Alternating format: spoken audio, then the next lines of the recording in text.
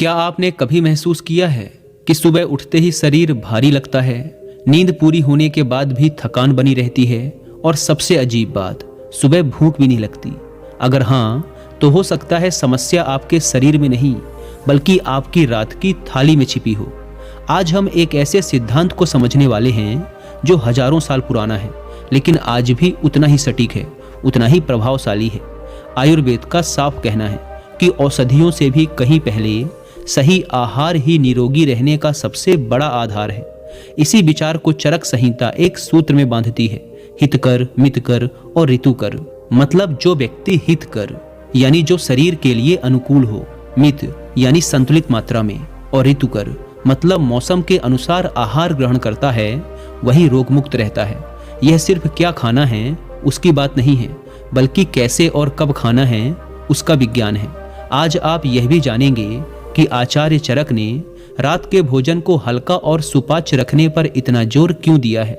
यह केवल एक सलाह नहीं है, बल्कि इसके पीछे शरीर और प्रकृति के संबंधों का एक गहरा विज्ञान छिपा है। तो सबसे पहले उस मुख्य बिंदु पर आते हैं जिसके इर्द गिर्द यह पूरी चर्चा है, और वह है अग्नि। हम सब ने पाचन अग्नि या जठराग्नि के बारे में सुना तो है, लेकिन इस अग्नि का हमारे दिन और रात के चक्र से क्या संबंध है, इस बारे में बहुत ही कम लोगों को पता है। देखिए, आयुर्वेद के अनुसार हमारा शरीर इस ब्रह्मांड का ही एक छोटा स्वरूप है। जिस प्रकार सूर्य ब्रह्मांड में ऊर्जा का स्रोत है, उसी प्रकार हमारे शरीर में जठराग्नि है, पाचन की ऊर्जा, जो शरीर की ऊर्जा का आधार है। और यह सिर्फ संयोग नहीं है कि हमारी पाचन अग्नि सूर्य की गति का अनुसरण करती है।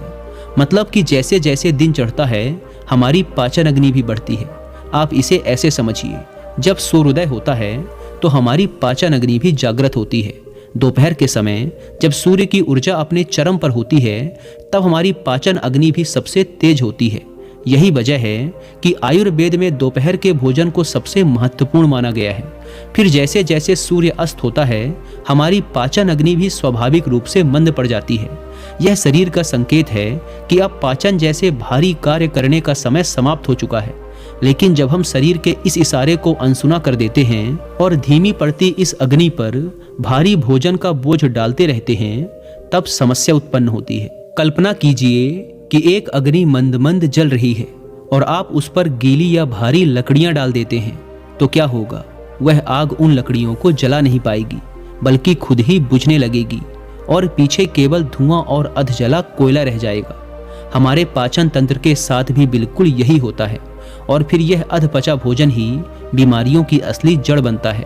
यह अधपचा भोजन पेट में पड़ा रहता है और सड़ने लगता है। आयुर्वेद की भाषा में इसी विषैले चिपचिपे पदार्थ को आम कहा जाता है, और यह आम केवल पेट तक सीमित नहीं रहता, यह तो एक प्रकार से धीरे धीरे पूरे शरीर में जहर फैलने जैसा है। तो अब प्रश्न उठता है कि अगर रात्रि में शरीर का मुख्य कार्य पाचन नहीं है, तो फिर क्या है? शरीर उस समय असल में करना क्या चाहता है? तो आयुर्वेद इसका उत्तर देते हुए कहता है कि रात्रि का समय शरीर के लिए सर्विसिंग और रिपेयर का समय है। दिन भर की भाग दौड़, काम और तनाव की वजह से शरीर की कोशिकाओं, ऊतकों और अंगों में जो टूट फूट होती है, शरीर रात्रि के समय विशेषकर गहरी नींद में उनकी मरम्मत करता है। हमारे लीवर जैसे अंग शरीर से जहरीले पदार्थों को बाहर निकालते हैं, नए ऊतकों का निर्माण होता है, हार्मोन संतुलित होते हैं। इन सब कामों के लिए ऊर्जा की आवश्यकता होती है, और यही शरीर के भीतर टकराव जन्म लेता है। जब हम देर रात भारी भोजन ले लेते हैं, तो यह तो ऐसा हुआ कि जो मैकेनिक रात को गाड़ी की सर्विसिंग करने आया है, हमने उसे ही गाड़ी चलाने का काम दे दिया। ठीक यही होता है जब हम रात्रि में भारी भोजन कर लेते हैं। शरीर की प्राण ऊर्जा दुविधा में पड़ जाती है, उसकी प्राथमिकता बदल जाती है। शरीर की मरम्मत जैसे महत्वपूर्ण कार्य को छोड़कर उसे अपनी पूरी ऊर्जा उस भारी भोजन को पचाने के मुश्किल काम में लगानी पड़ जाती है। और इस खींचतान व दुविधा में ना तो भोजन ठीक से पच पाता है, जिससे आम बनता है, और ना ही शरीर की मरम्मत ठीक से हो पाती है। और इसी का परिणाम हमें अगली सुबह देखने को मिलता है। सुबह उठने पर ताजगी और ऊर्जा की जगह भारीपन और थकान महसूस होती है। कई बार तो सुबह बिल्कुल भी भूख नहीं लगती, जो इस बात का स्पष्ट संकेत है कि रात्रि का भोजन अभी तक पचा ही नहीं है और वह अंदर आम का निर्माण कर रहा है। चरक संहिता में आम के बढ़ने से होने वाली समस्याओं की सूची बहुत लंबी है। आयुर्वेद में आम को लगभग सभी रोगों का मूल माना गया है, लेकिन रात के भारी भोजन से जो लक्षण सबसे ऊपर दिखते हैं वो हैं गैस बनना, पेट का फूलना, जिसे लोग ब्लोटिंग कहते हैं। इससे नींद पर भी असर पड़ता है।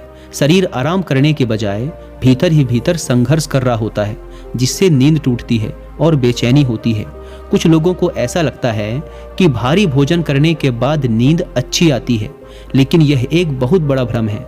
भारी भोजन के बाद जो एक आलस्य महसूस होता है वह ऊर्जा की कमी का संकेत है, क्योंकि ऊर्जा की एक बड़ी मात्रा भोजन को पचाने में लग गई। यह गहरी और शांत नींद नहीं है, यह एक प्रकार की फूड कोमा वाली स्थिति है, जहां शरीर आराम नहीं कर रहा होता बल्कि और ज्यादा थक रहा होता है। अच्छी और गहरी नींद तो हमेशा हल्के पेट पर ही आती है, और अगर रात्रि में भारी व ज्यादा भोजन करने की यह आदत सुधारी ना गई तो लंबे समय में यह आदत वजन बढ़ने का सबसे बड़ा कारण बनती है, क्योंकि अधपचा खाना शरीर के अंदर वसा यानी फैट के रूप में इकट्ठा होने लगता है। त्वचा पर भी इसका दुष्प्रभाव दिखता है। कील, मुहासे और त्वचा की चमक कम होना, शरीर में हर समय आलस्य बना रहना, काम में मन नहीं लगना, और धीरे धीरे यह लीवर और किडनी जैसे महत्वपूर्ण अंगों पर भी दबाव डालने लगता है। यह सुनने में तो काफी खतरनाक लगता है कि हम रात को क्या खा रहे हैं, इसका प्रभाव इतना गंभीर हो सकता है। तो अब प्रश्न उठता है कि इसका समाधान क्या है। रात की थाली को कैसे सजाएं कि वो दवा का काम करे, जहर का नहीं। इसके उत्तर में आयुर्वेद कहता है कि रात्रि का भोजन ऐसा होना चाहिए जो जल्दी पच जाए और शरीर को पोषण भी दे, जैसे मूंग दाल की खिचड़ी। इसे आयुर्वेद में त्रिदोष सामक कहा गया है। त्रिदोष सामक का अर्थ है कि यह शरीर की तीनों मुख्य ऊर्जाओं वात, पित्त और कफ को संतुलित करती है।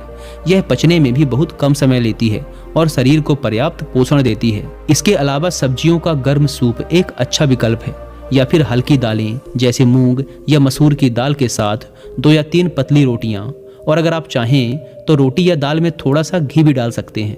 हालांकि आजकल लोगों के बीच एक धारणा है कि घी भारी होता है, लेकिन आयुर्वेद में गाय के शुद्ध घी की थोड़ी सी मात्रा को अग्नि प्रज्वलक माना गया है, यानी यह पाचन अग्नि को बढ़ाने में मदद करता है।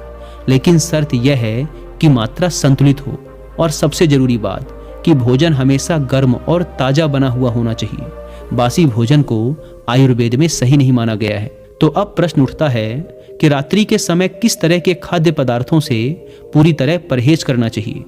रात के समय तला भुना, मैदा और बहुत मीठा भोजन यह शरीर के लिए विष के समान है। भारी दालें जैसे राजमा, छोले, उड़द दाल, इन्हें पचाने के लिए बहुत तेज अग्नि चाहिए होती है, जो रात में हमारे पास नहीं होती। दही, जिसकी तासीर ठंडी और स्वभाव भारी होता है, उसे रात्रि में खाने से बचना चाहिए। और सबसे महत्वपूर्ण बात, भोजन चाहे कितना भी हल्का और पौष्टिक क्यों न हो, उसे बहुत अधिक मात्रा में खाने से बचना चाहिए। तो जब इन नियमों का पालन किया जाता है और रात में हल्का आहार लिया जाता है, तो शरीर के अंदर इसके 3 सीधे और चमत्कारिक प्रभाव देखने को मिलते हैं। पहला और सबसे महत्वपूर्ण, पाचन अग्नि संतुलित रहती है। जब पाचन तंत्र पर अतिरिक्त भार नहीं पड़ता तो वह अपना कार्य अच्छे से करता है, जिसके परिणाम स्वरूप सुबह उठकर स्वाभाविक रूप से तेज भूख लगती है, जो कि उत्तम स्वास्थ्य का पहला लक्षण है। और दूसरा लाभ है कि शरीर की मरम्मत अच्छे से होती है। जब शरीर की ऊर्जा पाचन जैसे भारी और जटिल कार्य में बर्बाद नहीं होती, तो वह उस ऊर्जा का पूरा उपयोग शरीर का पुनर्निर्माण करने में करती है, जिसके परिणाम स्वरूप व्यक्ति सुबह उठने पर भारीपन की जगह ताजगी और ऊर्जावान महसूस करता है। तीसरा और सबसे बड़ा फायदा होता है नींद को लेकर। नींद गहरी और शांत हो जाती है। एक सिद्धांत है कि जब पेट शांत होता है तो मन भी शांत होता है। रात में हल्का आहार लेने से शरीर में शांति और स्थिरता आती है, जिससे नींद की गुणवत्ता में चमत्कारिक सुधार होता है। और गहरी नींद अपने आप में ही सबसे बड़ी औषधि है। तो सार यह है कि क्या खाना है, सिर्फ यह जरूरी नहीं, बल्कि कब और कितना खाना है, इसका महत्व शायद उससे भी ज्यादा है। यहाँ हम 3 सरल नियमों की बात करेंगे। इन नियमों को अगर जीवन में उतार लिया जाए तो बहुत बड़ा परिवर्तन लाया जा सकता है। पहला नियम है समय का नियम, यानी सूर्यास्त होने के बहुत देर बाद भोजन ना करें। आदर्श रूप से सूर्यास्त के 2 से 3 घंटे के अंदर रात का भोजन कर लेना चाहिए। अब प्रश्न उठता है कि आज की व्यस्त जीवन शैली में यह कैसे संभव हो। जो लोग काम से ही देर से लौटते हैं, उनके लिए यह नियम लगभग असंभव सा लगता है।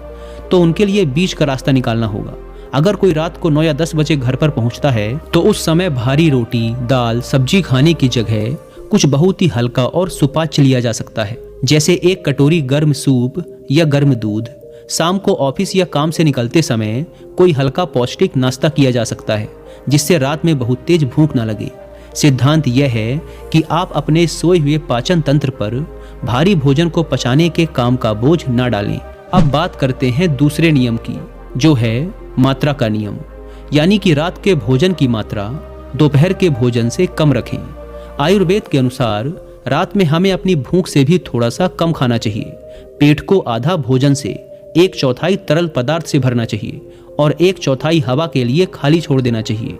इसका कारण सीधा है, रात में शरीर आराम कर रहा होता है, इसलिए ऊर्जा की जरूरत कम होती है।